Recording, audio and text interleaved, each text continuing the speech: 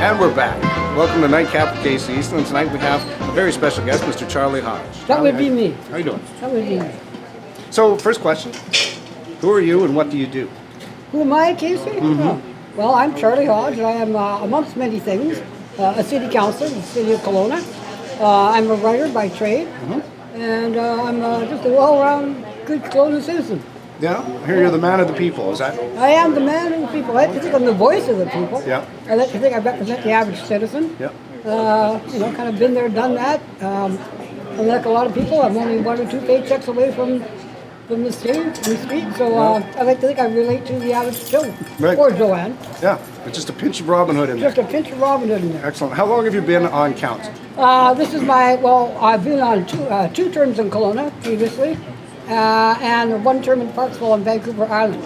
So that's 10 years in total, and also 10 years on regional districts, with different regional district boards. Oh, yeah, I see. Yeah.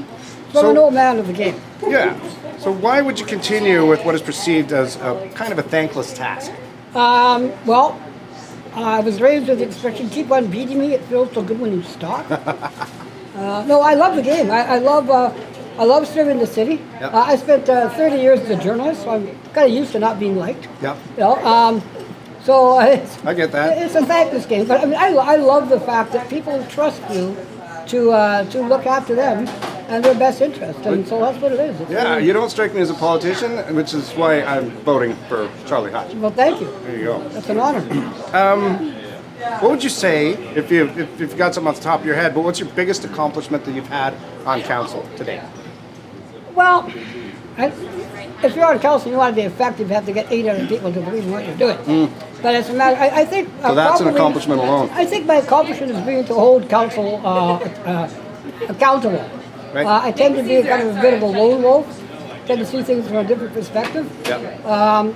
So I mean, I like to think that my biggest accomplishment was keeping true to my word, Yeah. which was to be the eyes and the ears and the voice of the public. Right. Any particular issue? I think helping to get the. I was on council originally when we got the Kerry Park completed with the Bears. Oh, yeah. Yeah. And Stewart Park and Kerry Park. And so those are 2 of the big accomplishments.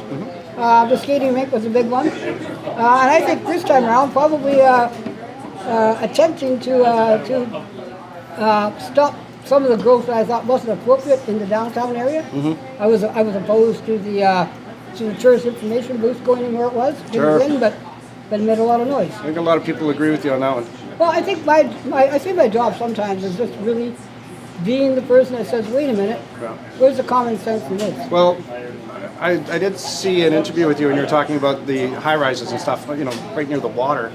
When I was in Vancouver in North Van, there was a major lawsuit because there was high-rises that went up, and then there was bigger high-rises that went up in front of it, and really it kind of ruined the shoreline, but it's tacky. Well, my thinking is that someone you put a tourist information booth on the water, That's tacky too. people come into town and they go, well, I'm at the tourist information booth here on the waterfront. Yeah. Where should I go to see something nice? Well, you're there. Yeah, that's a good point. You made it. Yeah, you kind of want it on the other end of Bernard to walk fast the Seriously. shops to get to. Yeah. That makes sense. So what would you consider to be a major win in your future? Do you have any sort of goals or hopes?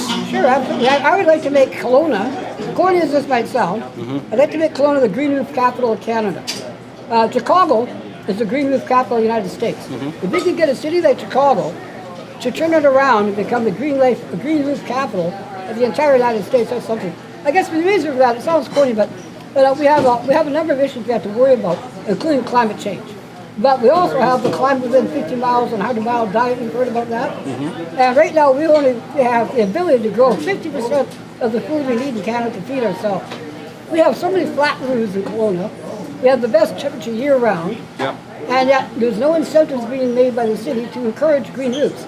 So I want to bring an incentive for builders to make green roofs in North Kelowna, grow fruit on our balconies and on our rooftops, take advantage of those flat roofs, and it would be a positive bonus for tourism. I think if we had flower bed, food beds, in between all of the solar panels, that would be pretty good roofing right there. In Vancouver, a lot of the restaurants actually grow their own lettuce and salads and stuff on the roofs. I know in Cuba they do that, like everywhere they do that. So, So I got some signature questions for you. Okay. So I don't want to take up all your time. You got a lot of people here.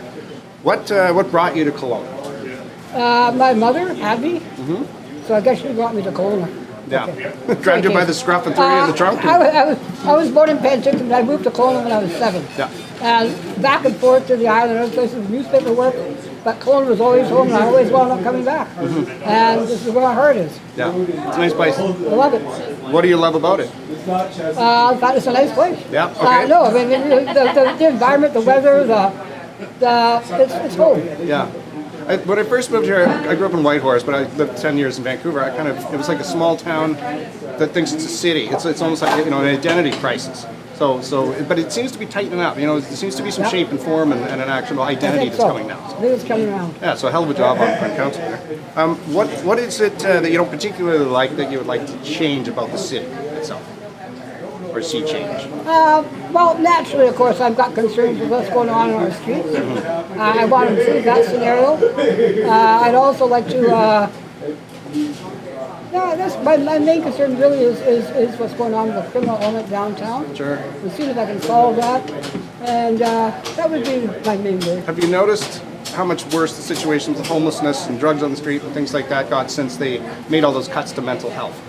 Well, those cuts to think mental the health downside. actually began 30 years ago. Oh, yeah. And I mean, if we want to really solve the problem of downtown, we have to clearly delineate between the 4 issues that are going on. We have homeless, we have the mentally ill, we have the addicted, Who quite often in the middle all are self-medicating. yeah, Right? and then we have the Yeah. truly homeless. And right now when we talk about homeless, I think we lump them all together, but that shouldn't be the case. The mentally ill and the addicted both need places to live, Yeah. places to go to. So when we arrest someone, or we take someone off the street, Yep. we have a place to send them that's safe, Yep. a place that they can get help, not just rotated through the doors.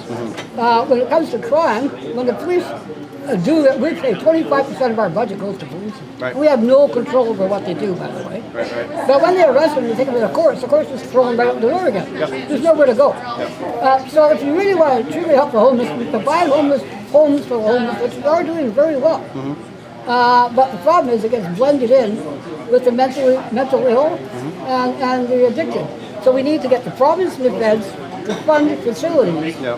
for both mental health issues and addiction issues. Maybe identification is step one. Well, Yeah. I mean, right now we've lost all our detox centers. We don't have any. Yeah. Nobody detoxes and gets away without help. We just don't. Yeah. So until we get detox centers and mental health centers built, we can't begin to really sort out and help the homeless properly as well as we could. So we need to delineate between them and solve them all. Yeah, agreed. What did you want to be when you grew up? I wanted to be a writer, And you were a writer. and I'm a writer. This is normally where I'd have a big applause for you because it's like you actually did it. I actually, yeah. Hell of a job, Charlie Hodge. Thank you very much, Casey. Yeah. It's great. Are we good to go? Yeah, we're good to go. I got out free, Mom. You did it. He did I'm it. okay. Charlie Hodge, ladies and gentlemen.